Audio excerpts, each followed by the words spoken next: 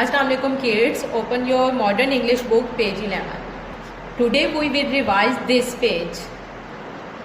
The topic on page number 11 is my and your, this and that.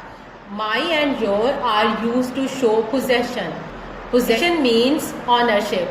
We use this for the things near to us. We use that for the things far from us. Let's start reading. This is my hat. That is your hat. This is my car. That is your car. This is my egg. That is your egg. Repeat once again.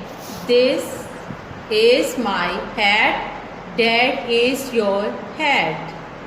This is my car. That is your car. This is my egg. That is your egg. Once again. This is my hat. That is your hat. This is my car. That is your car. This is my egg.